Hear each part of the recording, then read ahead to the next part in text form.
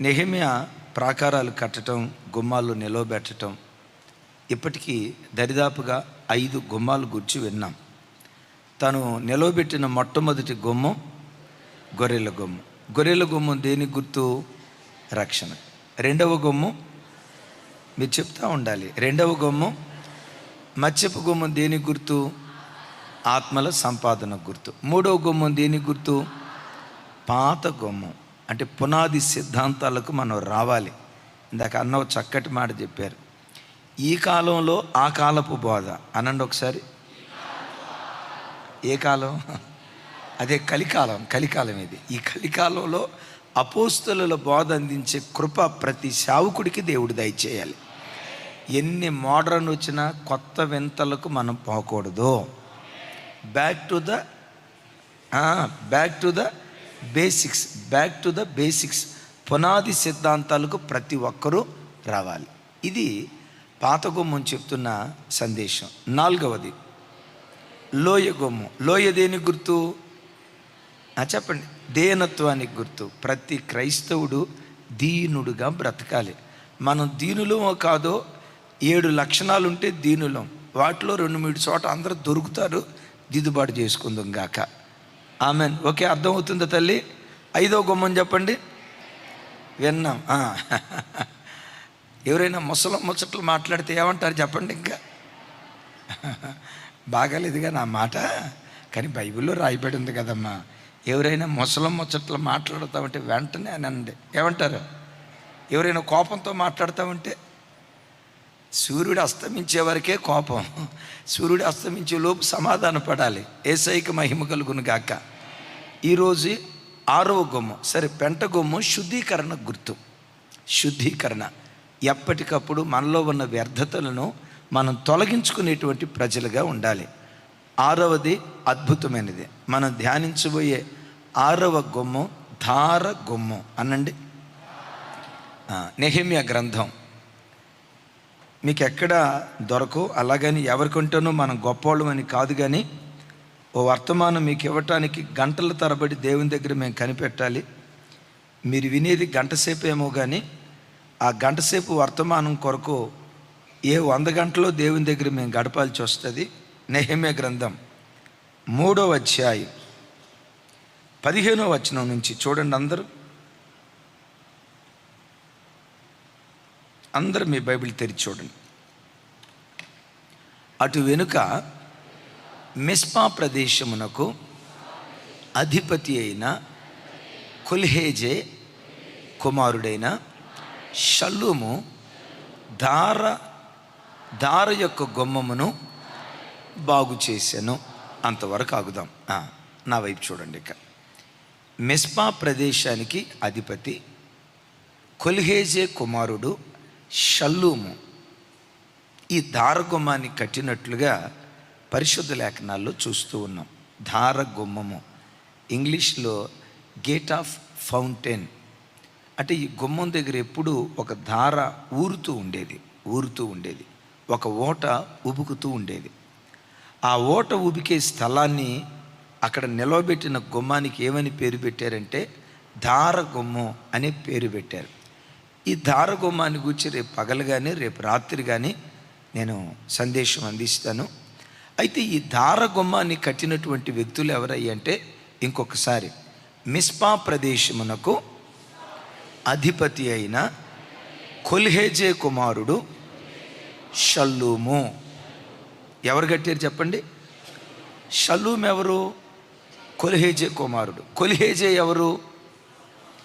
మిస్పా ప్రాంతానికి అధిపతి. మిస్పా అనే పేరుకు అద్భుతమైన అర్థం. మిస్పా అనగా కావలి గోపురం. దైవజనమా, ఈ ప్రపంచమంతటికి కావలి గోపురం మొట్టమొదట పరలోక రాజ్యం. పరలోకమందలి దేవుడు భూలోకంలో ఏమేం జరుగుతుందో ప్రతిదీ కనిపెట్టి చూస్తూ ఉన్నాడు.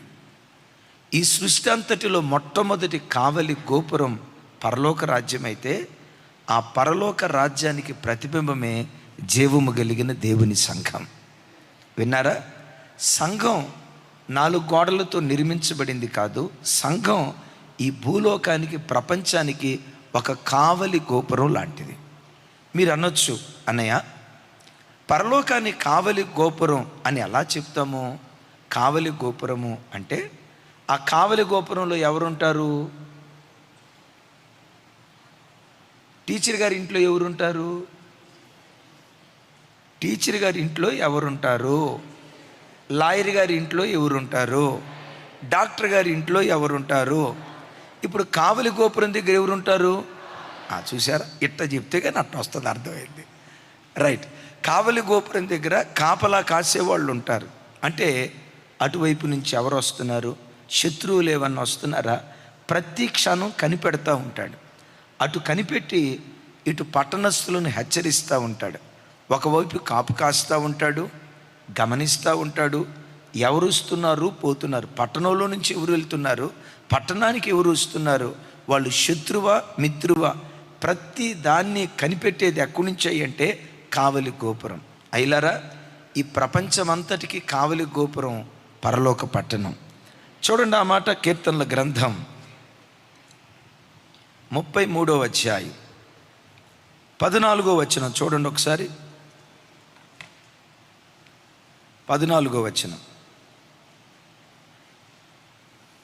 అందరూ తానున్న నివాస స్థలములో నుండి భూలోక నివాసుల వైపు ఆయన చూచుచున్నాడు. 15. తమ్ముడు, ఆయన వారందరి హృదయములను ఏకరీతిగా నిర్మించినవాడు, వారి క్రియలన్నీ విచారించువాడు, వారిని దర్శించువాడు. 14వ వచనం మరొకసారి చూడండి. తానున్న నివాస స్థలములో నుండి భూలోక నివాసులందరి వైపు ఆయన చూచుచున్నాడు. ఒకసారి చూడండి, ఎక్కడి నుంచి చూస్తున్నాడు? పెద్దగా అదిగో అటు చూడండి ఒకసారి. ఆ మూల, అరే తల్లి, ఆ మూల ఏముంది చూడండి. సీసీ కెమెరా మిమ్మల్ని చూస్తుంది. మీరు ఇప్పుడు ఎట్లా చూస్తున్నారంటే, మమ్మల్ని చూసే సీసీ కెమెరా ఉందా? అదిగో ఉంది. చర్చిలో ఎక్కడైనా అడుగు పెట్టండి, నేను కన్నురెప్ప ఎట్లా కొట్టిన అది కూడా క్యాప్చర్ అయింది. ఒకవేళ ఎక్కడైనా చెవులు గురుక్కున్నా అది కూడా అంత పవర్ఫుల్ అయ్యి, మీకు తెలియదు ఆ సంగతే. అది కదా, ఆ సీసీ కెమెరా మీ వైపు ఎట్లా చూస్తుందో అది ఎంత వాస్తవమో, దేవుడు తానున్న నివాస స్థలములో నుండి, ఆ సీసీ కెమెరా తానున్న స్థలములో నుండి మనల్ని అందరిని ఎలా చూస్తూ ఉందో, దేవుడు తానున్న స్థలములో నుండి భూనివాసులందరి వైపు చూస్తూ ఉన్నాడు. ఆయన ఎవరైనా కావలి గోపురం, ఎవరైనా కావలి గోపురంలో ఉన్న కావలివాడ ఆయన. ఆ సీసీ కెమెరా చర్చిలో ఉన్న వాళ్ళని మాత్రమే చూస్తుంది, చర్చిలో ఉన్న వాళ్ళని మాత్రమే క్యాప్చర్ చేస్తుంది. పరలోకంలో ఉన్న సీసీ కెమెరా ఉంది చూసారా, పరలోకంలో ఉన్న దేవుడనే సీసీ కెమెరా భూలోక నివాసులందరినీ తేరి చూస్తూ ఉన్నాడు ఆయన. విన్నారా? సో పరలోక రాజ్యం మొట్టమొదటి కావలి గోపురం. ఆమెన్. నేను ఎప్పుడూ చెప్తా కదా, రాజశేఖరయ్య గారు చెప్తారు ఎప్పుడు, పరలోకానికి ప్రతిబింబం ఏది? జీవము కలిగిన దేవుని సంఘం. సంఘం లోకానికి ఎలా ఉండాలంటే ఒక కావలి గోపురం లాగా ఉండాలి. సంఘంలో కూర్చున్న ప్రతి బిడ్డ ఆ కావలి గోపురంలో ఉన్న కావలివాణ్ణి నేనే, ఆ కావలి గోపురంలో ఉన్న కావలి కత్తెను నేనే అని సంఘం ఒక కావలి గోపురంగా ఉండాలి. ఇది దేవుని ఆశ. కావలి గోపురం, కావలి గోపురం, కావలివాడు అని అంటంతో ఏంటోలే కావలి గోపురం అని తేలిక తీసుకోవటానికి వీల్లేదు. విషయం చెప్పమంటారా? పట్టణం యొక్క భవిష్యత్ అంతా కావలివాడి మీద, కావలి గోపురం మీద ఆధారపడి ఉంటుంది. ఆ పట్టణం చుట్టూతో ప్రాకారాలు ఉంటాయి, ఆ ప్రాకారాల మీద అక్కడక్కడ కావలి గోపురాలు ఉంటాయి. ఆ కావలి గోపురం మీద కావలవాడు అనుక్షణం పహారా కాస్తూ ఉండాలి. శత్రువులు ఏవైనా వస్తున్నారా, విరోధులు ఏవైనా వస్తున్నారా, కీడు చేసేవాళ్ళు ఎవరైనా వస్తున్నారని ప్రతి క్షణం కనిపెట్టి చూస్తూ ఉండాలి. శత్రువు వస్తున్నాడు అనుకోండి, వెంటనే కేకలేయాలి, అయ్యా పట్టణంలో ఉన్న రాజా, పట్టణంలో ఉన్న అధికారులారా, పట్టణంలో ఉన్న సైనికులారా, పట్టణంలో ఉన్న ప్రజలారా, శత్రువు రాబోతున్నాడు, బీ అలర్ట్ అని అనుక్షణం అప్రమత్తంగా పహారా కాస్త పట్టణస్థులను అప్రమత్తం చేసేవాడిగా ఉండాలి. ఒకవేళ కావలివాడు కాపుల గోపురం దగ్గర కూర్చొని నిద్రపోతే బ్రహ్మాండంగా ఉంటుందా? కావలివాడు కావలి గోపురం దగ్గర బాధ్యత మర్చిపోయి నిద్రపోతే, అమ్మ వినండి, ఈ కావలి గోపురం దగ్గర కావలా కాసే కాపరి, ఆ కావలివాడి చేతిలోనే పట్టణ ప్రజలందరి భవిష్యత్తు దాగి ఉంది. కావలి గోపురంలో కావలివాడి దగ్గర పట్టణ ప్రజల భవిష్యత్తు ఎలా దాగుందో చెప్పంటారా? ప్రపంచ భవిష్యత్తు అంతా సంఘ బిడ్డల చేతుల్లోనే ఉంది. మనం ఎంత బాధ్యతగా పనిచేస్తామో పట్టణం అంత నెమ్మదిగా బ్రతుకుతుంది. మనం ఎంత నమ్మకంగా కావలివారిగా పనిచేయటం ప్రారంభిస్తామో హైదరాబాద్ పట్టణ భవిష్యత్తు, తెలంగాణ రాష్ట్ర భవిష్యత్తు, ఆంధ్ర రాష్ట్ర భవిష్యత్తు, భారతదేశ భవిష్యత్తు, ఇంకా చెప్పాలంటే ప్రపంచ దేశాల భవిష్యత్తు క్రైస్తవుడి చేతిలోనే ఉంది. సంఘం కావలి గోపురం, ప్రతి దైవజనుడు కావలి గోపురం. మన భుజస్కంధాల మీద దేవుడు ఎంత బాధ్యత పెట్టాడు చెప్పంటారా? అనుక్షణం అప్రమత్తంగా ప్రాకారాల మీద నిలవబడి పహారా కాస్తూ ఏవైనా శత్రువులు వస్తూ ఉంటే వెంటనే కావలివాడు కేకలేయాలి. చెప్పండి గట్టిగా, ఏం చేయాలి? అందుకని యెషయా గ్రంథంలో ఒక మాట రాసి ఉంటుంది చూడండి. కావలివాడు ఒకటి కేకలు వేయాలి, రెండవది కావలి కాయాలి. ఈ కావలి గోపురం మీద ఉన్నవాడు నంబర్ 1 కేకలు వేయాలి, రెండవది కావలి కాయాలి. యెషయా గ్రంథం 21వ అధ్యాయం 6వ వచనం నుంచి 8వ వచనం వరకు, 6వ వచనం నుంచి 8వ వచనం వరకు. నీవు వెళ్ళి కావలివాని నియమింపుము, అతడు తనకు కనబడిన దానిని తెలియచేయవలెను. జతలు జతలుగా వచ్చు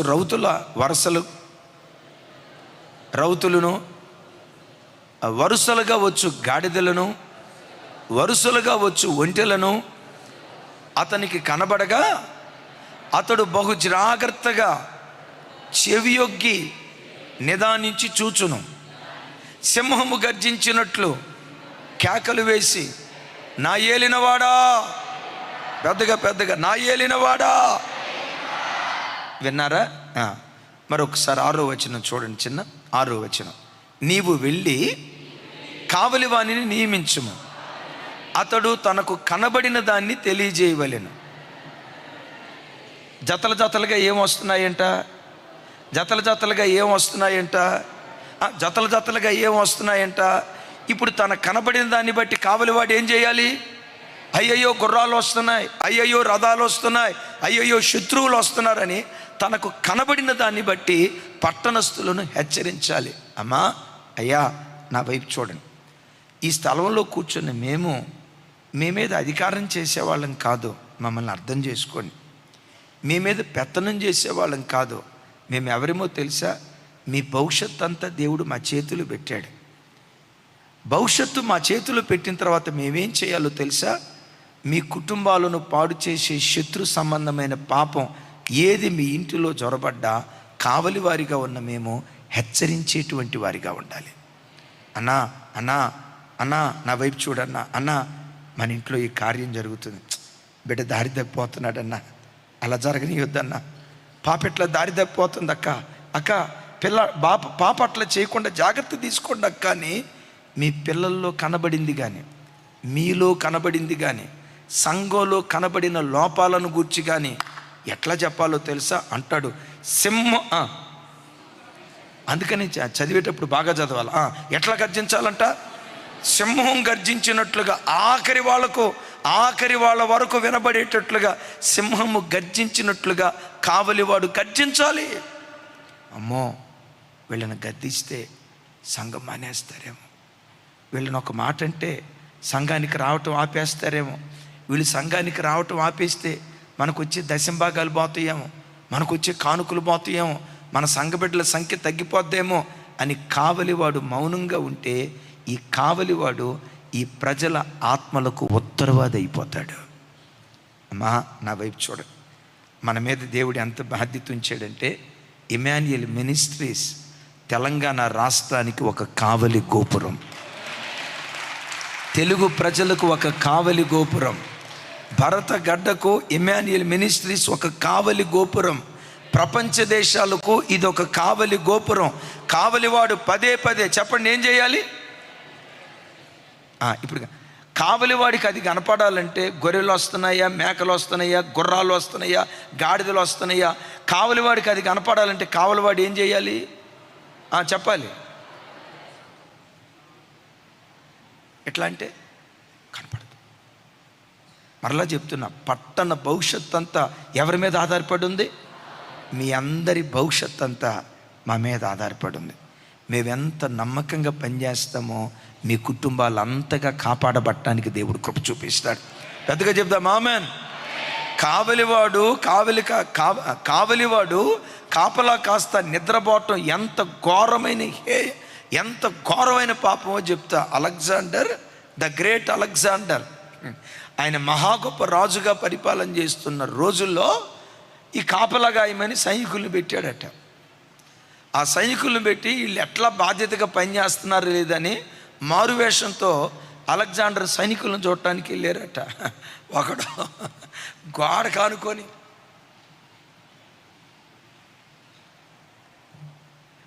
కానుకొని ఊదురు కొట్టల నుంచి సౌండ్ వస్తుంది చూసారా? అదే బాకాల నుంచి సౌండ్ వస్తుంది చూసారా? ఆ రేంజ్లో అని గొరకల శబ్దం ఆ బాకాల నుంచి వచ్చినట్టుగా గొరకలు పెడతా కేకలేస్తా నిద్రపోతున్నాడట. అంత ఆ రేంజ్లో సౌండ్ వస్తూ ఉంటే అలెగ్జాండర్ కత్తి తీసి ఆడి మెడక తీసేద్దామని లోపు అసలు ఆడి పేరేదో కనుక్కుందామని చెప్పి పెట్టమని కొట్టాడట. పెట్టమని కొడితే కొట్టిన 5 నిమిషాల దాకా లేవలేదంట. ఎవడాడు? కావలోడు కావలి పనిలో ఉన్నప్పుడు నిద్రమత్తుతో ఉంటే అమ్మా పట్టణం దోచుకోబడుతుంది. ఈ బాధ్యత మామూలు బాధ్యత కాదు అమ్మా. ఈ 21 దినాలు మనలను కావలి వారిగా దేవుడు నియమించాడు. Praise the lord. పెట్టమని కొట్టి ఒక 5 నిమిషాల తర్వాత ఏదో దోమ కుట్టినట్టుగా ఇట్ట అన్నాడంట. ఒరే దోమ కాదురా నేనురా నిన్ను కొట్టిందని పెట్టమని కొట్టి అని లేపితే అప్పుడు లేచి ఏం సార్ అన్నాడంట. రే ఏం పేరురా నీ పేరు అన్నాడట. వాడు అంటాడట నా పేరు అలెగ్జాండర్ అన్నాడంట.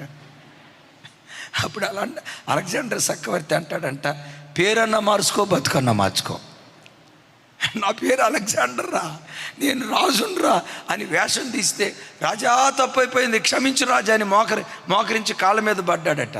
ఒరే మోకాళ్ళ మీద పట్టడం కాళ్ళ మీద పట్టడం తర్వాత పేరన్నా మార్చుకో.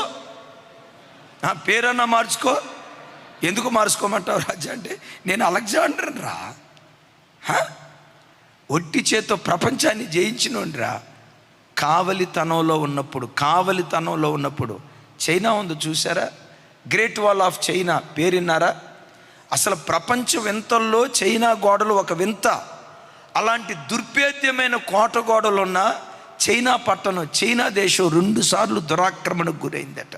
ఒకసారి సైనికుడు లంచం తీసుకున్నాడట, మరోసారి ఆ కావలి కాస్తున్న సైనికులు గొరకలు పెట్టి నిద్రపోయారట. అంటే ఇంత దుర్భేద్యమైన కోట గోడలున్నా కావలి వారు సరిగ్గా పని చేయకపోతే చెప్పండి ఏమైపోద్ది పట్టణం? చెప్పాలి. కావలివాడి పని ఏంటి? నిరంతరం హెచ్చరించాలి.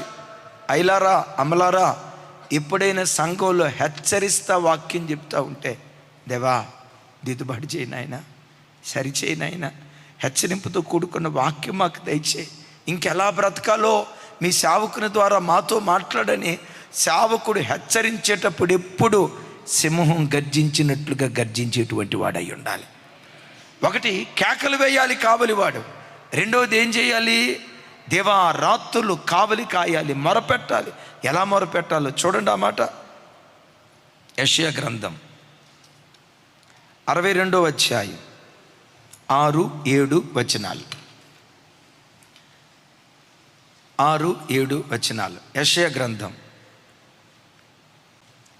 యెరూషలేమా నీ ప్రాకారముల మీద నేను కావలి వారిని నియమించి ఉన్నాను, వారు రే అయినా పగలైనా వారు నిద్రపోతూ ఉందురు. ఏమని రాసింది చెప్పండి, ఇంకోసారి చెప్పండి. యెరూషలేమా, నీ ప్రాకారముల మీద నేను కావలి వారిని ఉంచి ఉన్నాను. రే అయినా పగలైనా వారు మౌనముగా ఉండరు. అంటే కావలివాడు రేయి పగలు ఏం చేయాలి చెప్పాలి. రేయి పగలు ఏం చేయాలి? కాపలా కాస్తా ఉండాలి. రేయి అనేది లేదు, పగలని లేదు.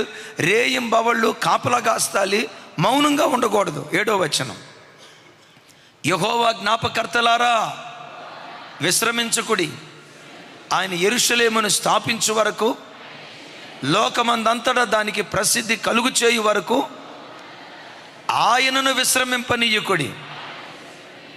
మీరు విశ్రాంతి తీసుకోవద్దు. పెద్దగా చెప్పండి, ఈ మాట ఎంత బాగుందో. మీరు కూడా ఇంట్లో ఏం చేయాలో తెలుసా?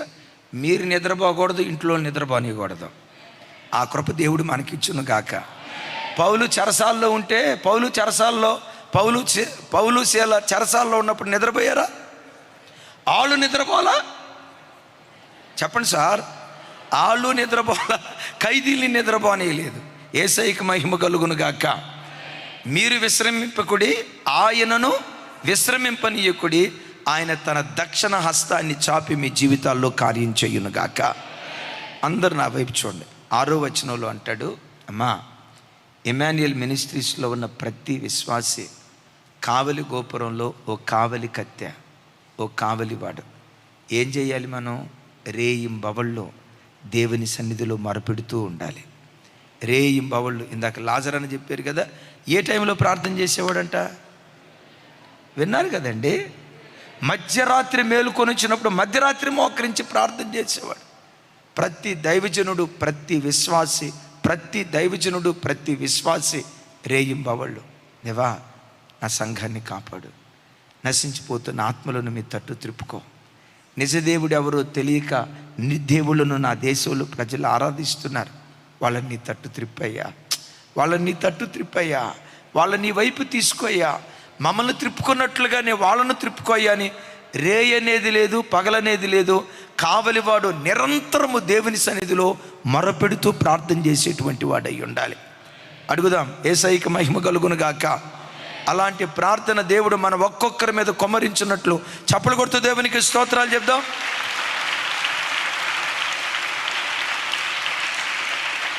ఒకసారి నా వైపు చూడండి. ఎప్పుడెప్పుడు ప్రార్థన చేయాలట కావలివాడు? 21 రోజుల ఉపవాస ప్రార్థనలోనేనా? ఒకసారి చెప్పండి. శనివారం ఉపవాస ప్రార్థనలోనేనా? అమ్మా, నువ్వు ప్రభువును చేరుకునే ఆ రోజు వరకు ఈ ప్రార్థన ఉద్యమాన్ని చల్లారనివ్వకు, ఈ ప్రార్థన మంటను చల్లారనివ్వకు, ప్రార్థన కొరకైన ఆకలి నీ గుండెల్లో చావనివ్వకో. ఎందుకో తెలుసా? దేశ భవిష్యత్తు దేవుడు నీ చేతిలో పెట్టాడు. ప్రపంచ భవిష్యత్తు సంఘం చేతిలో పెట్టాడు. సంఘం ఎంత మేలుకొని ప్రార్థన చేస్తుందో ప్రపంచానికి అంత భద్రత. నీ మేలుకొల్పు ప్రజలు విగ్రహారాధన విడిచిపెట్టి నిజదేవుని వైపు తిరగటానికి అది పురికొల్పుగా దేవుడు మార్చునుగాక. చప్పలు కొడితే యేసయ్యకు స్తోత్రాలు చెప్దాం. ఇప్పుడు ఏం చేయాలి? సంఘం కొరకు కావలి కాసి ఒక తల్లి అంటది, నేను నల్లని దాన్నని నన్ను చిన్న చూపు చూడకండి, నేను నల్లని దాన్నని నా అందాన్ని కోల్పోయానని నన్ను చిన్న చూపు చూడకండి. నేను ఎందుకు నా అందాన్ని కోల్పోయానో తెలుసా? నా సౌందర్యాన్ని ఎందుకు కోల్పోయానో తెలుసా? నేను నల్లని దానిగా వికారంగా ఎందుకు మారిపోయానో తెలుసా? ద్రాక్ష తోటను కాసి చెప్పండి ఒకసారి.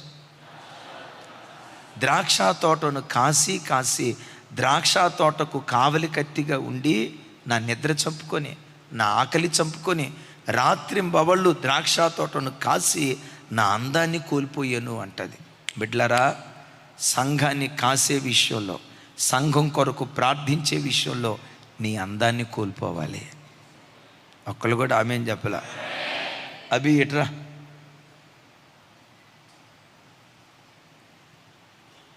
మోకరిచ్చు. ఈ బాబుని చూడండి, అందంగా ఉన్నాడా, అందాన్ని కోల్పోయాడా? ఏమంటాడో తెలుసా? నేను నల్లనిదాన్నైనా నన్ను చిన్నచూపు చూడకండి. ద్రాక్ష తోటను కావలి కాయటానికి ఉపవాసంతో నా అందాన్ని కోల్పోయా. ఈ బిడ్డ వయసు 18, 19. ఎంతనైనా 70, 80, 18 సంవత్సరాలు.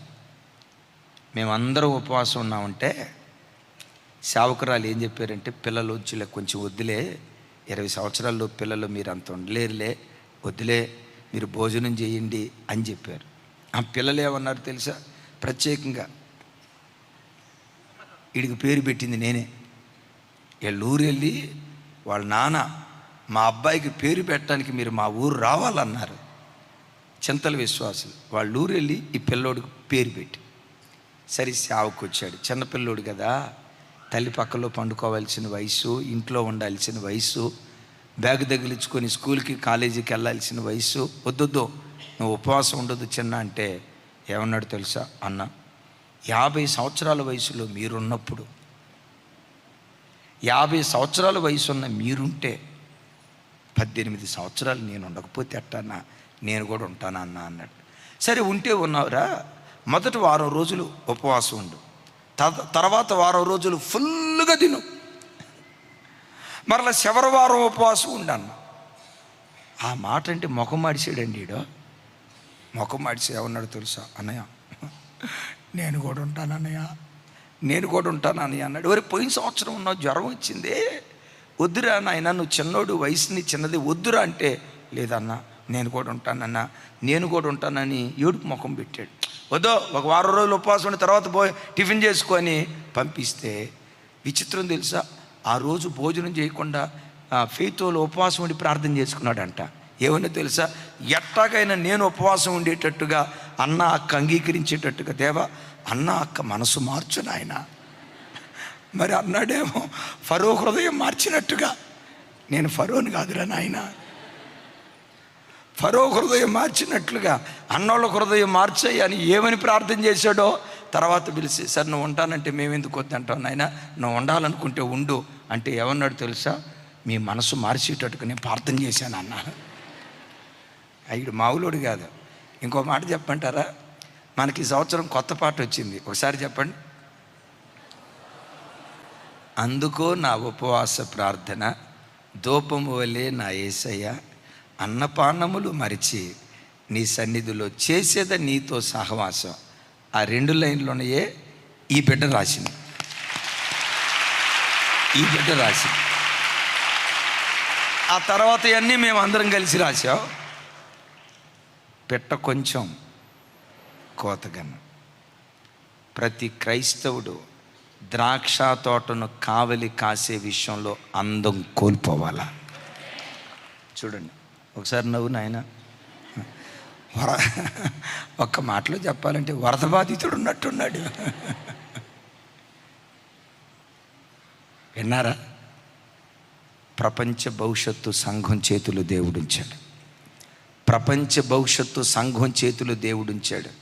ఈ కావలివాడు నిద్రపోతే పట్టణాలు నాశనం అయిపోతాయి, గ్రామాలు నాశనం అయిపోతాయి, రాష్ట్రాలు నాశనం అయిపోతాయి, దేశాలు నాశనం అయిపోతాయి. అవి నాశనం కాకుండా ఉండాలంటే సంఘంలో ప్రతి బిడ్డ ఓ కావలి కత్తిగా దేవుని కొరకు మారాలి. రే అనేది లేదు, పగలనే. అసలు నేను అంటానండి, మొఖమింతలా పుచ్చకాయ ఉబ్బేటట్టుగా నిద్రపోయాడు ఆడేం క్రైస్తవుడు అండి. కొంతమంది చూడండి నిద్రలో నుంచి లేస్తే పుచ్చకాయ ఉబ్బినట్టుగా ఉంటుంది, కొంతమంది ముఖాలు గుమ్మడికాయలు. ఈ రేంజ్లో కన్ను రెప్పలు కూడా ఉన్నాయి చూసారా? ఈ రేంజ్లో ఉబ్బి, దేవా ప్రశాంతమైన నిద్ర ఇచ్చినందుకు. ఆడేం క్రైస్తవుడు సార్?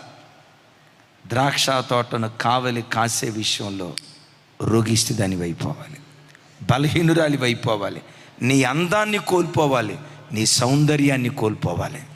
గట్టిగా చెప్దాం ఆమెన్. ఎప్పుడెప్పుడు కావలి కాయాలి చెప్పండి? వినపడలేదురా తల్లి. ఇప్పుడు ఈ ఉపవాస ప్రార్థనలో ఒక్కొక్క ఆత్మదీపాన్ని దేవుడు వెలిగించాడా లేదా? మన బలిపీఠాలు దేవుడు కట్టాడా లేదా? అయితే నేను మిమ్మల్ని అడిగే మాట, ఈ ఆత్మ సంబంధమైన ఉద్యోగాన్ని, ఈ ప్రార్థన మంటను ఉపవాస ప్రార్థనలతోనే ఆపేద్దామా, దీన్ని కొనసాగించుదామా? కొనసాగిద్దామన్న వాళ్ళు చేతులు ఎత్తండి. నిజంగా మీరు కొనసాగించే వాళ్ళైతే మీ మీద ఒక బాధ్యత పెడుతున్నా. వారంలో ఒకరోజు మీకు అనుకూలమైన దినం మందిరానికి వచ్చి కనీసం 3 గంటలు 4 గంటల ప్రార్థనలో గడపండి. మీకు అనుకూలం. అది పగలా రాత్రా. ఆ అన్న చెప్పాడు కదా ఇందాక, లాజరన్న ఎక్కడెక్కడ ఉంటాడంట? ఉంటే చర్చిలో, లేకపోతే డ్యూటీలో, లేకపోతే ఇంటిలో. ఇల్లు డ్యూటీ చర్చ్. ఇల్లు. మీరందరూ ఈ విషయంలో ఆ అన్న వంటి వారిగా మారుదురుగాక. Praise the lord. మనలను దేవుడు కావలి వారిగా నియమించాడు. మీకు అనుకూలం వారంలో ఏదో ఒక రోజు మందిరానికి వచ్చి ప్రార్థన చేయండి. ప్రతి శనివారం ఉపవాస ప్రార్థన జరుగుతుంది. ఈ ఉపవాస ప్రార్థనలకు వచ్చిన మీరు ఒకవేళ డ్యూటీకి వెళ్లకుండా ఇంట్లో బిడ్డలైతే తప్పకుండా ప్రతి శనివారం ఉపవాస ప్రార్థనకు రండి. ప్రతి శనివారం మందిరంలో నుంచి ప్రార్థనా ధూపం ఎగయుకుంటూ దేవుని సన్నిధికి చేరునుగాక. పెద్దగా చెప్దాం ఆమేన్. ఎగయుకుంటూ దేవుని సన్నిధికి చేరునుగాక. చెప్పండి. ప్రతి మాసాంతర కోట రోజు ఏం చేద్దాం? ప్రతి మాసాంతర కోట రోజు ఇంట్లో ఉందామా, మందిరానికి వద్దామా? రే అనక పగలనక మనం కావలి వారిగా బ్రతుకుతూ ఉంటే మనం మేల్కొని ఉండటం పట్టణానికి భద్రతగా దేవుడు మారుస్తాడు. ఏదైనా తోట ఎందుకు పాడైపోయింది చెప్పండి సార్? వాడెవడు రాత్రిపూట వచ్చి గురుగులు విత్తాడంట. ఎందుకు విత్తాడు? కావలి వాళ్ళు కావలి కాస్తున్నప్పుడా? కావలి కాయాల్సినోడు ఏం చేశాడు? నిద్రపోయాడట. ఓ ఆదామా జాగ్రత్త, శత్రువు వస్తాడు, కావలి గాయమంటే ఆదాం ఏం చేశాడు? నిద్రపోయేలోపు వచ్చాడు. నాగరాజు గారు నిద్రపోయేలోపు వచ్చాడు. అక్కడ నిద్రపోయేటప్పుడు వాడు వచ్చి గురుగులు విత్తుతూ వెళ్ళాడు. ఈరోజు సంఘాలు పాడవటానికి కారణం ఒక దైవజనుడు ఇలా చెప్తున్నాడు. పగడాల ప్రవీణ్ గారు అలా హత్య చేసి చంపబట్టడానికి ఒక పెద్ద మాట అన్నాడు ఆ సేవకుడు. నేను కొంత ఏకీభవిస్తా మాటకి. మనం సరిగ్గా ప్రార్థన చేసి, నా వైపు చూడాలి, మనం సరిగ్గా ప్రార్థన చేయకపోవటాన్ని బట్టే ఆ దైవజనుని మనం కాపాడుకోలేకపోయాం. నిజంగా మనం సరిగ్గా ప్రార్థన చేసి ఉంటే శత్రువు చేతికి దేవుడు ఆ దైవజనుడిని అప్పగించేవాడు కాదు. మరణాన్ని ఆ మాట అనేసరికి ఆ మాట ఎక్కడో నా గుండెలను గుచ్చినట్లుగా ఉంది. అంటే మనం ప్రార్థన చేయాల్సినంత స్థాయిలో చేయకపోవటాన్ని బట్టి ఎలాంటివి జరుగుతున్నాయేమో.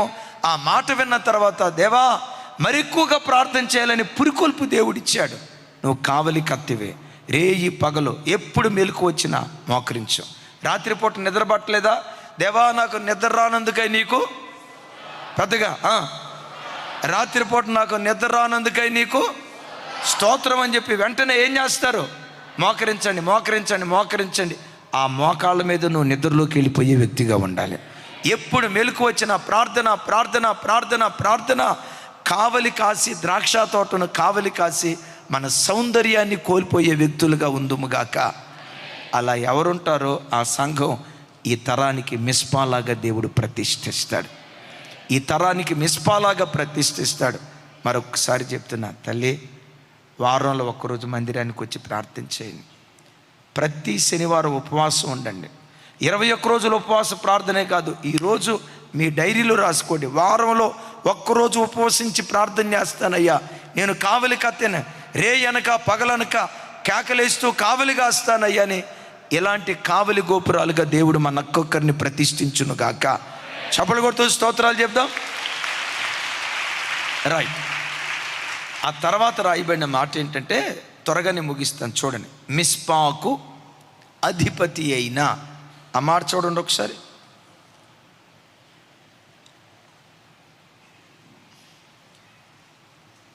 నాతో కలిసి చెప్పండి. మిస్పా ప్రదేశమునకు అధిపతి అయిన కొల్హేజే. ఒకసారి చెప్పండి. కొల్హేజే. పెద్దగా కొల్హేజే కుమారుడైన షల్లూము. కొల్హేజే అనే పేరుకున్న అర్థం ఏంటంటే అన్నిటినీ చూచువాడు. ఒకసారి చెప్పండి. కొల్హేజే అనగా అన్నిటినీ చూచువాడు. కోల్ అనే హిబ్రూ పదానికి ఉన్న అర్థం ఏంటంటే అన్నిటినీ. హెజే అనే పేరుకున్న అర్థం ఏంటంటే చూచువాడు. దేవుడు ఏమేం చూసేవాడు? కావలి గోపురం అనే పరలోకంలో ఉన్న ఈ కావలివాడిగా పిలువబడుతున్న మన ఆరాధ్య దైవం తండ్రి అయిన దేవుడు అన్నిటినీ చూచువాడు. కొల్హేజే అనే పేరుకున్న అర్థం అన్నిటినీ చూచువాడు. ఆ కొల్హేజేకి పుట్టిన కుమారుడి పేరేంటి? షల్లూము. షల్లూము అనే పేరుకు 4 అర్థాలు ఉన్నాయి. నంబర్ 1 ప్రతిఫలము దయచేయువాడు. నంబర్ 2 ప్రతిదండన చేయువాడు. నంబర్ 3 సంపూర్ణతనిచ్చువాడు. నా వైపు చూడాలి. నంబర్ 3 సంపూర్ణతను కలుగు చేయువాడు. నంబర్ 4 శాంతిని దయచేయువాడు. విన్నారా? షల్లూమ్ అనే ఆ ఒక్క పేరులో ఉన్న అర్థం ఏంటంటే, 1 ప్రతిఫలం దయచేసేవాడు, 2వది ప్రతిదండన దయచేసేవాడు, 3వది శాంతినిచ్చేవాడు, 4వది సంపూర్ణత దయచేసేవాడు. ఒకసారి మీరు చూడండి, కావలి గోపురంగా పిలువబడుతున్న మిస్పాలో తండ్రి అయిన దేవుడు ఉన్నాడు. ఆయన అన్నిటినీ చూస్తున్నాడు. ఒకసారి నా వైపు చూడండి. ఏం చేస్తున్నాడు? నీ మంచిని చూస్తున్నాడు, నీ చెడును చూస్తున్నాడు.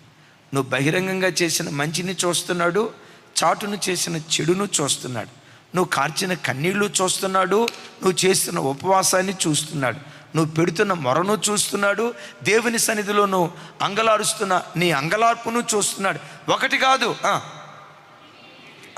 అన్నిటినీ చూస్తున్నాడు.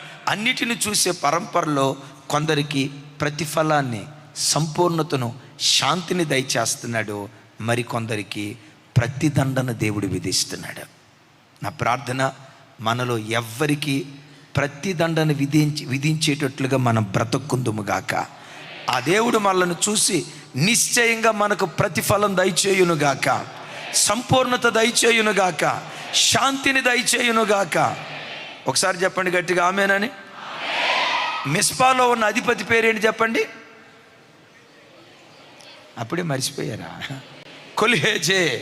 కొల్హేజే అంటే అన్ని చెప్పాలి అన్నిటినీ చూచువాడు. మీకు తెలుసా, పాతాళంలో ఉన్నది దేవునికి తెలుసు, సముద్రంలో ఉన్నది దేవునికి తెలుసు, అగాధాల్లో ఉన్నది దేవునికి తెలుసు. ఇన్ని తెలిసిన దేవునికి నరుని హృదయములో ఏముందో కూడా ప్రతిదీ తెలుసు. నరుని హృదయంలోనే కాదు, రహస్య స్థలాల్లో, బహిరంగ స్థలాలలో ఎక్కడ ఏమి జరుగుతుందో అన్నీ తెలుసుకున్నవాడు నీవు ఆరాధించే తండ్రి అయినటువంటి దేవుడు. ఆయన అన్నిటినీ చూచువాడు. చూడండి ఆ మాటలు ఒకసారి. యోబు గ్రంథం 34వ అధ్యాయం 21వ వచనం నుంచి 25వ వచనం వరకు ఒకసారి చూడండి ఆ మాటలు. ఆయన దృష్టి నరుల మార్గం మీద నుంచబడి ఉన్నది, ఆయన వారి నడకలన్నీ కనిపెట్టి చూచుచున్నాడు. ఇక్కడ ఆగుదాం. సరే, తర్వాత కూడా చూయించు తమ్ముడు. దుష్క్రియలు చేయువారు దాగుకొనుటకు చీకటి అయినను మరణాంధకారమైనను లేదు.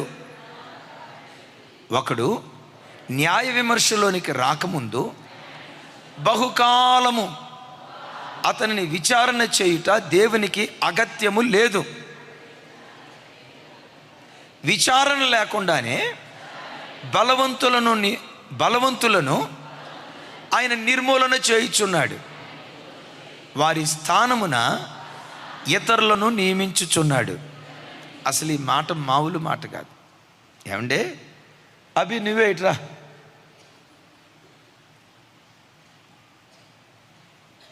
ఏమనుకోకు. పోలీసు వాళ్ళు ఈయన్ని నేరస్తుడు అని అరెస్ట్ చేశారు. నిలబడిన ఆయన, నువ్వు ఉపవాసం ఉన్నా ఇంత బరువు ఉన్నావేంట్రా? రైట్, చూడండి, నేరస్తుడు అని అరెస్ట్ చేసి జైల్లో వేశారు. జైల్లో వేసిన 4 రోజుల తర్వాత జడ్జి ముందుకు తీసుకొచ్చారు. జడ్జి వెంటనే తీర్పు తీరుస్తాడా, వాయిదాలు వేస్తాడా? ఎంతకాలం వాయిదాలు వేస్తాడో తెలుసా? కొన్ని సందర్భాల్లో నేరం మోపబడిన వాడు చచ్చిపోయిన దాకా తిరుగుతూనే ఉంటాడు. చచ్చిపోయిన తర్వాత కూడా డిసైడ్ కాదు.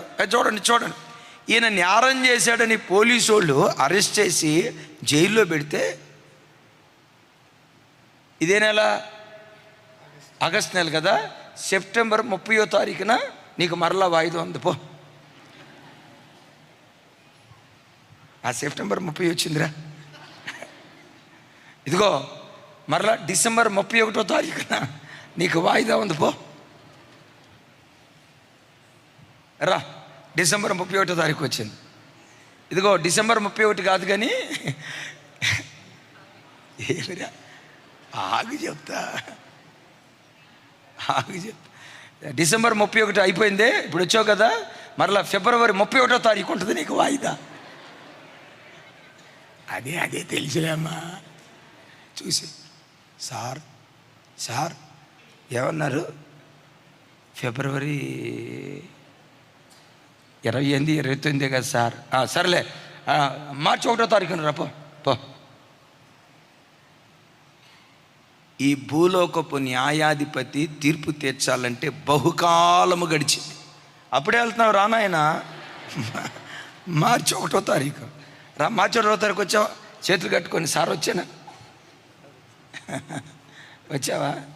ఇది మార్చి 1వ తారీఖు కదా. మాకు మే నెలలో సమ్మర్ హాలిడేస్ ఉంటాయి, మాకు సమ్మర్ హాలిడేస్ ఉంటాయి.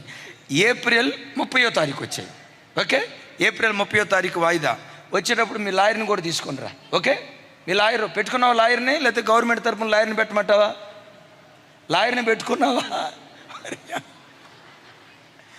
సరే, నీకు లాయరు షారూని తీసుకొచ్చుకో. తెచ్చుకొని ఆయన లాయర్ని. ఏప్రిల్ 30 మొద్దాయి అభిషేక్ వచ్చాడా? ఎస్ సార్ అనరా. రైట్, మీ లాయర్ వచ్చాడా? బాబు నువ్వేనా లాయర్వి? అరే నాకు వచ్చా 4 మాటలు పోతాయి. లాయరు నువ్వేనా? మరి మీ ఓడు ముద్దాయి, మరి నీ దగ్గర ఏమన్నా పని చేయలేదు, ఈ తప్పు చేయలేదని నాకు సాక్ష్యాలు ఏమన్నా ఉన్నాయా?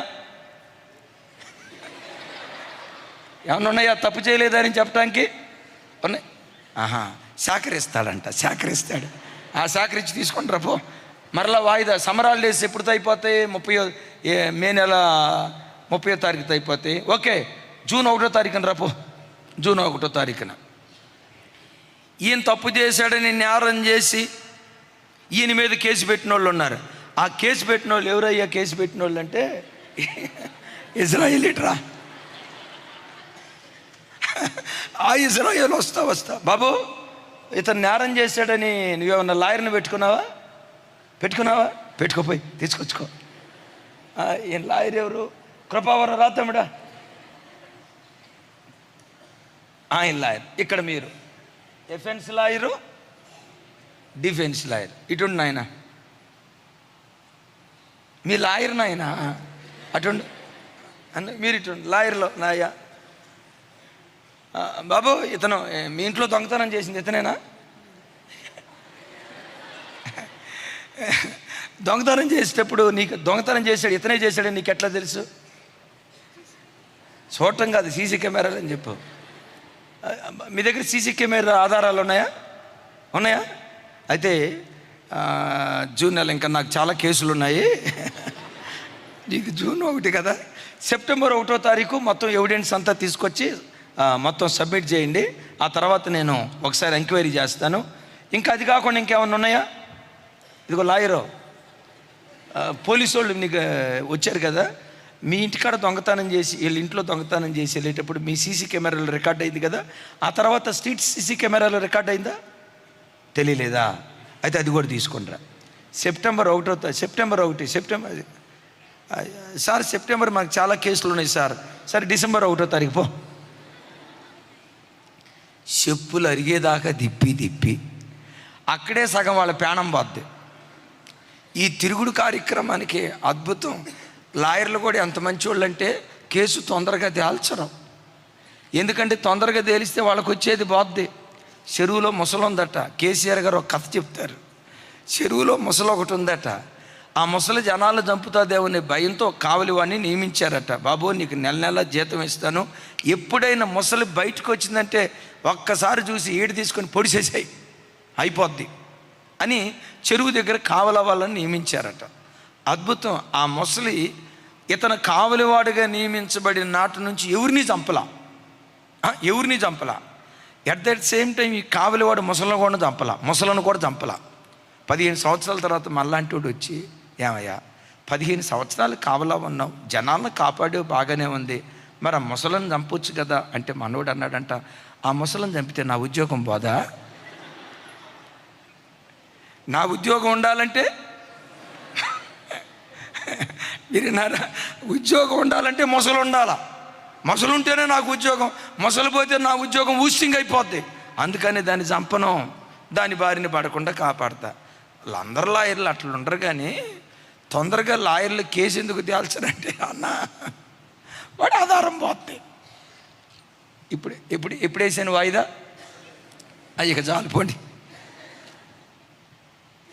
మనుషులు జడ్జి తీర్పు తీర్చాలంటే సాక్షులు ఉండాలి, ఆధారాలు ఉండాలి, కంటితో చూసిన వాళ్ళు ఉండాలి. దేవుడు తీర్పు తీర్చడానికి ఏ ఆధారం అక్కర్లేదు. ఎందుకో తెలుసా? ప్రతి వాణి నడత కన్నులార దేవుడు చూస్తూ ఉన్నాడు. ప్రతి వాణి నడత అంటాడు కదా యోబు, మన మార్గములన్నిటి మీద దేవుడు కనిపెట్టి చూస్తున్నాడట.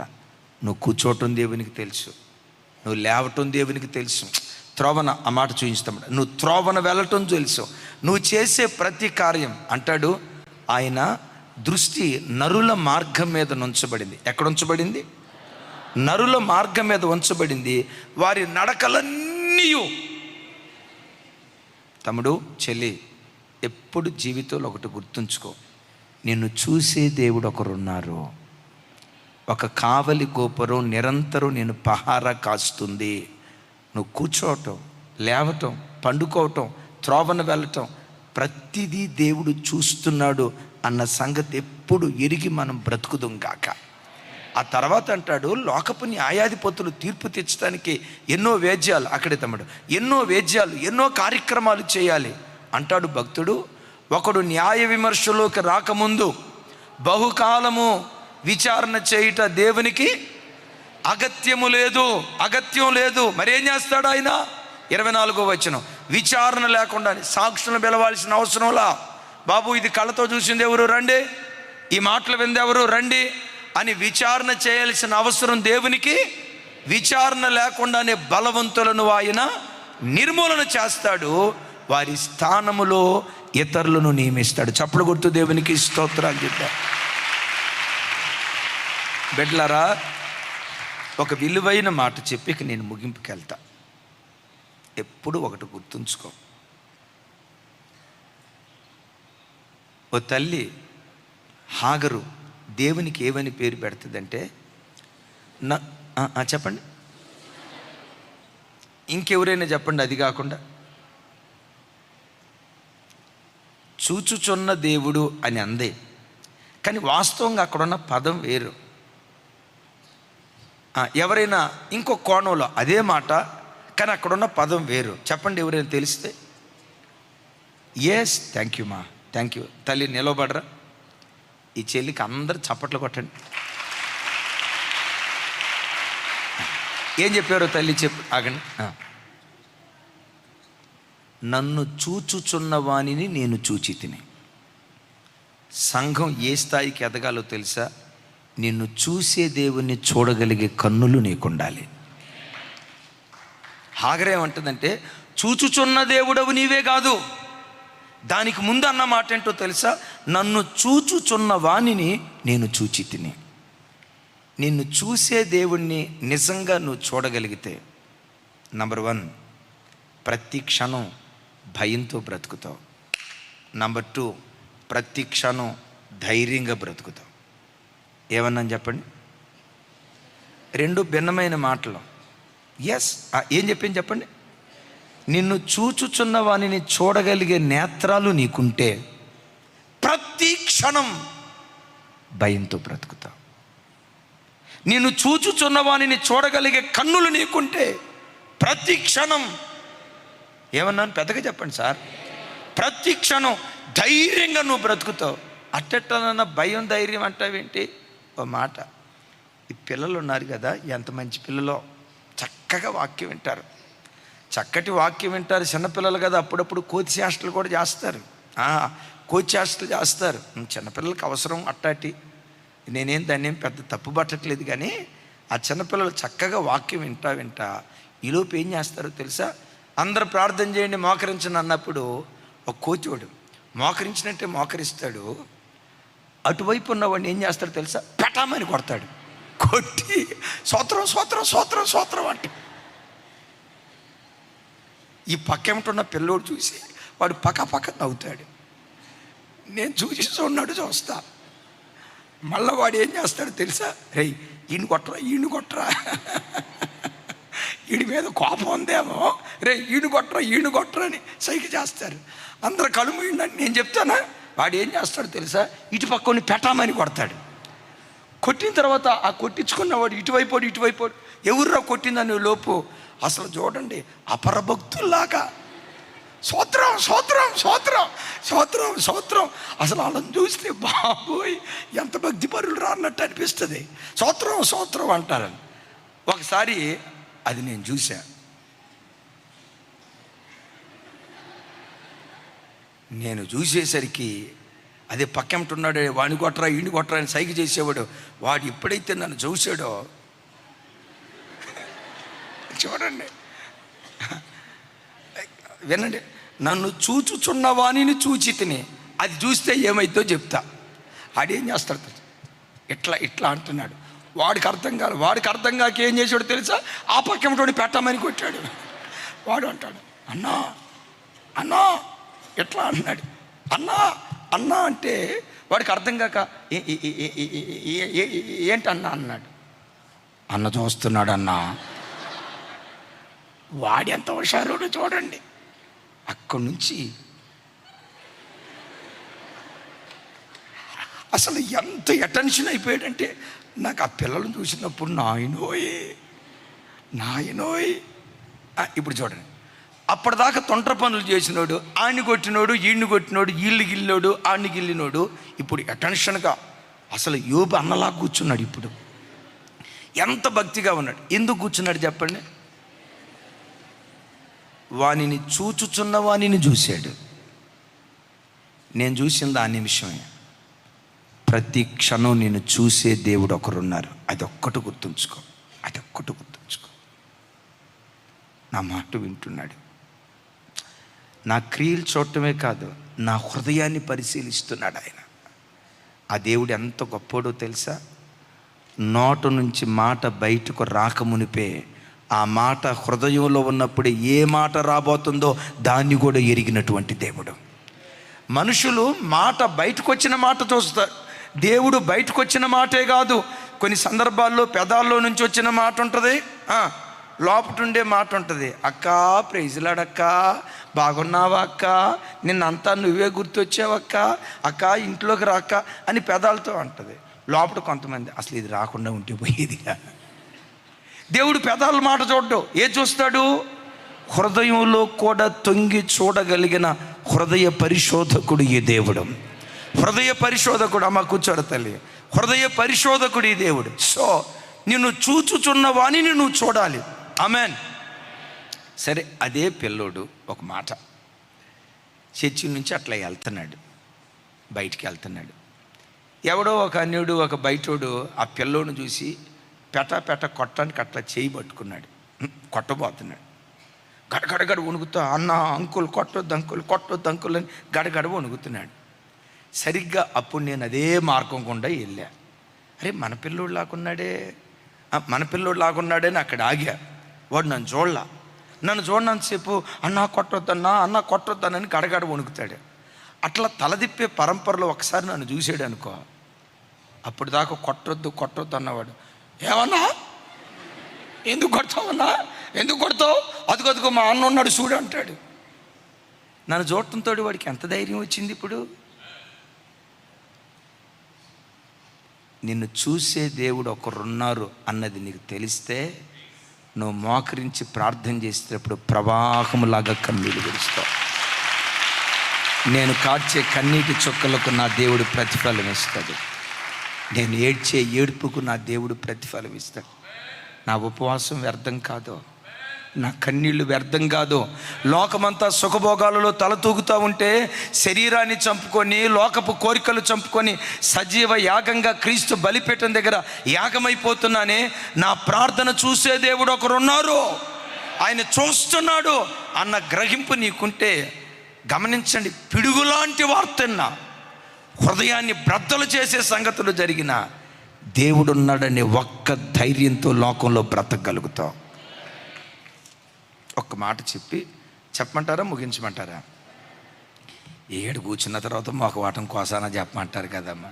చెప్పాలంటే చాలా సంగతులు ఉన్నాయి, ఇది చాలా పెద్ద ప్రసంగం. అయినా మీ ఏమంటారు, మీ ఓపిక, మీకున్న పరిస్థితిని బట్టి నేను ముగిస్తా. దావీదు ఎప్పుడైనా సౌలుకు కీడు చేయాలని మనసులో అనుకున్నాడా? కానీ సౌలు ఏమనుకుంటా ఉండేవాడు, ఈడు బతికున్నాడా నా కుర్చీ కేసరం, ఈడు బతికున్నాడా నా కుర్చీ కేసరం. ఈడు లోపట ఆలోచిస్తున్నాడు, ఎప్పటికైనా నా కుర్చీ లాగేసుకుంటాడు, లేనిపోయిన భయం. దావీదు మనస్సులో కూడా ఆలోచన లేదు. ఒక సందర్భంలో సౌలుని చంపే అవకాశం వచ్చింది, చంపకుండా అక్కడ ఒక మాట అంటాడు.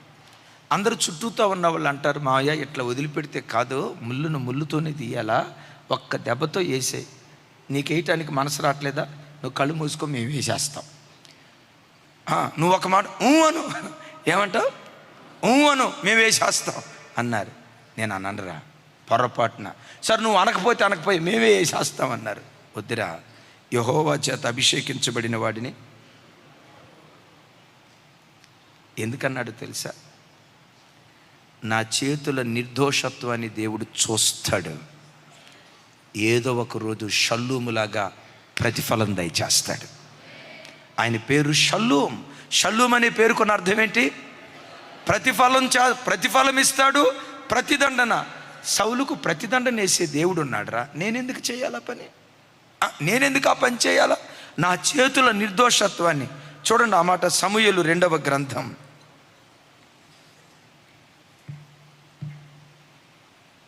21వ వచనం, 22వ అధ్యాయం. సమూయేలు 2వ గ్రంథం 22వ అధ్యాయం 21వ వచనం.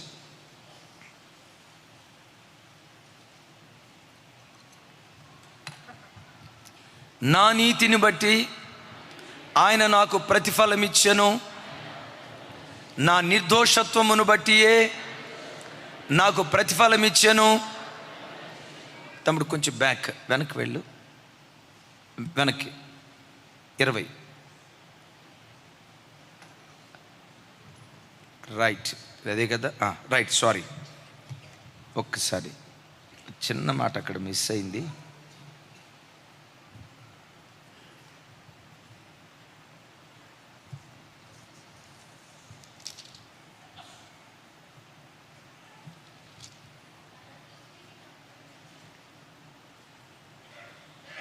సారీ, 25 చిన్న 25, సారీ 25.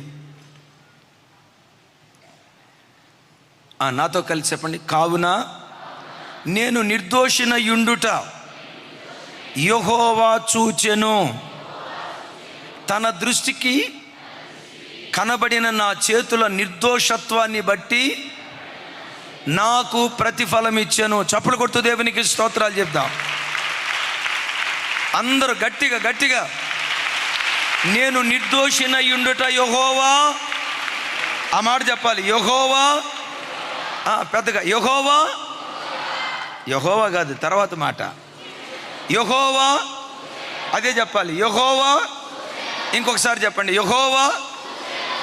దావీదు నిర్దోషని సౌలు ఒప్పుకుంటాడా? ఏమంటాడు చెప్పండి? వీడు కుట్రదారుడు, నా ముందేమో సౌలయ్య గారు వందనాలు అని అంటాడు. ఈ వినయం ఏమనుకున్నారు? నక్క వినయం. ఆడు లోపట ఏముందో తెలుసా? గుంట నక్కాడు. నా వైపు చూడాలి, ఏ నక్క? గుంట నక్క. ఆడు చూపు చూడు. ఆడు దేనికి ప్లాన్ చేస్తున్నాడో తెలుసా? నా నెట్టా లేపేయాలి. యోనాతాన్తో ఎందుకు స్నేహం చేస్తున్నాడో తెలుసా? యోనాతాన్తో కలిసి మా ఇంటికి వచ్చినట్టుగా వచ్చి నిద్రపోయేటప్పుడు ఏటు తీసుకొని, ఏదో ఒకటి చెప్పండి సార్, ఏటు తీసుకొని ఒక పోటు పొడవాలని. దావీదు నిర్దోషి, కానీ కపటస్థుడిగా చూశాడు సౌలు. దావీదు అంటాడు, నా నిర్దోషత్వాన్ని యెహోవా చూచెను. బిడ్లారా ఒకటి వినండి, నువ్వు ఎంత ప్రేమ పంచినా నీవు కపటపు దానివని కొంతమంది అంటారు. బాధపడుకో. నువ్వు హృదయపూర్వకంగా అరామరా లేకుండా మాట్లాడినా, అమ్మో ఇది తంత్రగొండి, ఇది కుయుక్తి, కొంపలారిసేది. మరి ఎన్ని కొంపలారిసేవో మరి. వాళ్ళనే మాట, ఇది మామూలుది కాదు బాబోయ్. నువ్వు అనుకుంటావు, ప్రభా నేను ఏమనలేదు కదా, నా మనసులో కూడా అది లేదు కదా, మనసులో కూడా కీడు తలపెట్టలేదు కదా, ఎందుకు ఇలా ఆలోచిస్తున్నారు, ఎందుకు ప్రభా? కొన్నిసార్లు ఇట్లా తలగొట్టుకుంటావు. బాధపడకు. నీ హృదయపు నిర్దోషత్వాన్ని చూసే దేవుడు ఒకరున్నారు. నీ నిర్దోషత్వానికి తగిన ప్రతిఫలం దేవుడు నిశ్చయంగా ఒకరోజు నీకు అనుగ్రహిస్తాడు. నేను ప్రభు దగ్గర నేర్చుకుంది ఏంటో తెలుసా? అఫ్కోర్స్ నన్ను విమర్శించే వాళ్ళు 99% ఎవరు లేరు. ఒకవేళ అభిషేక్ నువ్వే ఇట్రా చివరిసారి అంటే ఈ రోజుకు చివరిసారి, నీకు నాకు కాదు. నేను ఈ బిడ్డను మనస్ఫూర్తిగా ప్రేమించా. ఈ బిడ్డే కాదు, నా ప్రభు ఎదుట ఆనబెట్టి చెప్తున్నా, హృదయంలో ఏ మనుషునికి కీడు చేయాలన్న ఆలోచన నేటి వరకు ఆయన కృపను బట్టి రాలా. నేను ఈ తమ్ముని మనస్ఫూర్తిగా ప్రేమిస్తా. నువ్వు ప్రేమిస్తున్నావా? నాకు అవసరమే లేదు. చూడ, మనస్ఫూర్తిగా ప్రేమిస్తా. దేవుడు నా చేతులకు అప్పగించబడిన నా బిడ్డ, నా కడుపును పుట్టిన బిడ్డ నేను ఎట్లా ప్రేమిస్తానో అంతకంటే నన్ను నమ్మి నా దగ్గరకు వచ్చిన ఈ బిడ్డను నేను ప్రేమిస్తా. ఈయన హృదయం లోపట ఏముందో నాకు తెలియదు. ఇది ఒక మర్మ పురుషుడు. మర్మమేనాను కాదా? నిజం చెప్పిరా. వాళ్ళు ఎన్నోలే, మన ఇద్దరు మాట్లాడుకుందాం. నేను ఎంత ప్రేమ పంచినా ఇతను ఏమన్నా అనుకోవచ్చు. నేను ఇంత ప్రేమ పంచినా ఇతని దృష్టికి నేను దోషినవచ్చు. నా హృదయపు నిర్దోషత్వాన్ని చూసి ప్రతిఫలం ఇచ్చే దేవుడు ఒకరున్నారు. బహుకాలం విచారించలా, దేవుని తీర్పు బయలుదేరింది. గద్దె మీద నుండి సౌలును దించాడు. పడిపోరా నాయన. సౌలును గద్దె మీద నుంచి దించాడు. అదే గద్దె మీద గొర్రెల దొడ్డులో నుంచి దావీదును లేవనెత్తాడు. ప్రజలేదో అన్నారని నువ్వు బాధపడద్దు. నువ్వు కుట్రదారుడివి, కుయుక్తిపరుడివి, తంత్రగుండివి, జనమేమనుకుంటున్నారనేది దేవుని ఎదుట నీ అంతరంగం ఎట్లా ఉందో ఆ ఒక్కటి చెక్ చేసుకో. ఆమేన్. ఆ ఒక్కటి నిర్దోషంగా ఉంచుకో.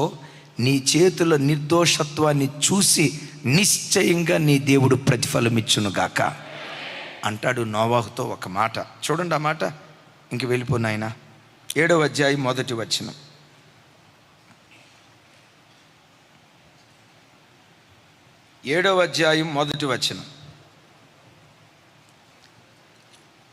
యెహోవా, ఈ తరములో నీవే నా ఎదుట నీతిమంతుడై ఉండుట చూచి తిని. ఒకసారి అందరూ చెప్పండి. ఈ తరము వారిలో నీవే నా ఎదుట నీతిమంతుడవై ఉండుట చూచి తిని. ఒక్కసారి నా వైపు చూడండి. అన్నయ్య ఇంక ఇబ్బంది పెట్టొద్దు అనుకోవద్దు. ఒక్కసారి చూడండి. నోవాహును గురించి దేవుడు ఇస్తున్న స్టేట్మెంట్, ఈ తరములో నీవే నా ఎదుట నీతిమంతుడై ఉండుట నేను చూచి తిని. చెల్లి, తల్లి, నా వైపు చూడు. నోవాహును గూర్చి దేవుడు అన్నట్లుగా ఇమాన్యుయల్ మినిస్ట్రీస్లో పెరుగుతున్న ప్రజలందరినీ నేను చూస్తున్నప్పుడు ఈ సంఘంలో నీవే నా ఎదుట నీతిమంతురాల్లా కనపడుతున్నావు. నీవే నా ఎదుట ప్రార్థనా పరులు ఉన్నారు, కానీ నీకు సమమైన వాళ్ళు లేరు. పరిశుద్ధంగా బ్రతికే వాళ్ళు ఉన్నారు, కానీ నీకు సమమైన వాళ్ళు లేరు. కన్నీటి ప్రార్థనా పరులు ఉన్నారు. అసలు ఈ సంఘములో ఉన్న వారందరిలో నీ ఒక ప్రత్యేకమైన దానివి. అలాంటి సాక్ష్యం మనం పొందుకుంటే ఎంత బాగుండో. ఎన్నో కుటుంబాలు సంఘానికి వస్తాయి, కానీ మీ భార్యాభర్తలు ఉన్నారే ఇమాన్యుయల్ పరిచర్యలో ఒక అకులా ప్రిస్కిల్లా లాంటి వాళ్ళు. ఈ భూమి మీద ఉన్న 800 కోట్ల మందిని పరిశీలించినప్పుడు, మానవ భాషలో చెప్తాను, ఇప్పటిన్న తరంలో చెప్తాను, 800 కోట్ల మంది ప్రజలను దేవుడు పరిశీలించినప్పుడు ఈ తరములోనే నోవాహు దేవుని ఎదుట నీతిమంతుడుగా కనపడ్డాడట. ఓ మాట అడుగుతారా? ఈ తరంలో నన్ను అలా బ్రతికించేసయ్యా. నా చుట్టూతో ఉన్న వాళ్ళు ఎట్లున్నారో వాళ్ళ సంగతి నాకు వద్దయ్యా. నా క్లాస్మేట్స్, తోటి ఉద్యోగ విశ్వాసులు ఎలా ఉన్నారు అది కాదయ్యా. ఈ తరంలో నన్ను ఒక ప్రత్యేకమైన దానిగా నిలవబెట్టయ్యా. చూసి ప్రతిఫలం ఇస్తాడు. తను నీతిపరుడిగా బ్రతికాడు కాబట్టి నోవాహు ప్రతిఫలం ఇచ్చాడు. తతిమా వాళ్ళందరికీ ప్రతిదండన. యేసయ్య రాకడలో జరగబోయేది అదే. ఇప్పుడు జరుగుతుంది, రేపు రాకడలో జరుగుతుంది. నోవాహు కుటుంబంలో జరిగింది ఏంటో తెలుసా? నోవాహు కుటుంబీకులంతా ఓడలోకి వచ్చారు. అక్కడ రాయబడిన మాట, ఓడను గుర్చి, ఓడ భూమి మీద నుండి లేచెను, ఓడ నీళ్ల మీద నడిచెను, ఓడ అరారాతు పర్వతం మీద నిలిచెను. ఈ 3 మాటలు అద్భుతం. నోవాహు ఓడ భూమి మీద నుండి పైకి లేచెను. దేవుని ఎదుట నువ్వు నీతిపరుడుగా కనపడటానికి ప్రయత్నించే. అలా నువ్వు బ్రతికితే పెంట కుప్పల మీద నుంచి నీ కుటుంబాన్ని దేవుడు లేవనెత్తటం ప్రారంభిస్తాడు. ఇందాక అన్న సాక్ష్యం చెప్పాడు కదా, ఆ అన్న సాక్ష్యం చెప్పాడు కదా, పెంట కుప్పల మీద నుండి నీ ఇంటిని భూమి మీద నుండి పైకి దేవుడు లేవనెత్తటం ప్రారంభిస్తాడు. అలాగని లేవనెత్తినంత మాత్రాన ఆపదలు రావని కాదు. దేవుడు ఏమి నేర్పుతాడో తెలుసా? నీళ్ల మీద కూడా నీకు నడక నేర్పుతాడు. చెప్తాం గట్టిగా ఆమెన్. ఎక్కడ నడక? అందరూ నేల మీదే నడవగలుగుతారేమో. దేవుడు నీకు నేర్పే నడకేంటో తెలుసా? నీళ్ల మీద కూడా, అంటే శోధనల్లో కూడా నడవగలిగే కృప ఇస్తాడు. అవమానాల మధ్యలో కూడా నడవగలిగే కృప ఇస్తాడు. ఎగతాళుల మధ్యలో కూడా నడవగలిగే కృప ఇస్తాడు. అయ్యా, నువ్వు నీళ్ళ మీద నడుస్తున్నావు కదా, నేను కూడా నడుస్తానయ్యా పేతురు అంటే ఏమన్నాడు? నేను ఒక్కడనే నడవాలా అని అనలా. వైనాట్ పేతురు, నువ్వు కూడా నడు. దేవుడి ఎదుట నువ్వు నీతిపరుడుగా ఆయన సన్నిధిలో కనబడితే నీ కుటుంబాన్ని భూమి మీద నుంచి పైకెత్తుతాడు. ఆపదలు వచ్చిన వాటిలో కూడా నీకు నడక నేర్పుతాడు. 3వ మాట ఏమని రాసిందో తెలుసా? ఆ ఓడ అరారాతు పర్వతం మీద నిలిచెను. లేచెను, నడిచెను, నిలిచెను అనండి ఒకసారి. మరలా లేచెను, ఇంకొకసారి. ఎంత బాగుందో ఆ మాట. లేచెను. ఆ అరారాతు పర్వతమే పరలోక రాజ్యం. దేవుని ఉగ్రతకు గురై అన్ని కుటుంబాలు ఆ వరదలో కొట్టుకొని పోయి చచ్చిపోతే నోవాహు కుటుంబం అరారాతు పర్వతం మీద నిలవబడినట్లుగా ఈ తరంలో నీతిగా బ్రతకటానికి ప్రాకులాడే మనలను, యేసు రక్తముతో కడగబడిన మనలను పరలోక పర్వతం మీద దేవుడు మనందరిని ఉంచునుగాక. ముగిస్తున్నా. నేను చూసే దేవుణ్ణి నువ్వు చూడాలి. నేను చూసే దేవుణ్ణి నువ్వు చూడాలి. ఇంకోసారి అనండి ఆ మాట. నాతో చెప్పకండి అమ్మా. నేను చూసే దేవుడిని నువ్వు చూడాలి అని మీరు నాతో అంటే ఇంతకు చూడాల్సింది ఎవరు? నన్ను చూసే దేవుణ్ణి నేను చూడాలి. అట్టి అంతస్తుకు దేవుడు మనందరినీ లేవనెత్తునుగాక.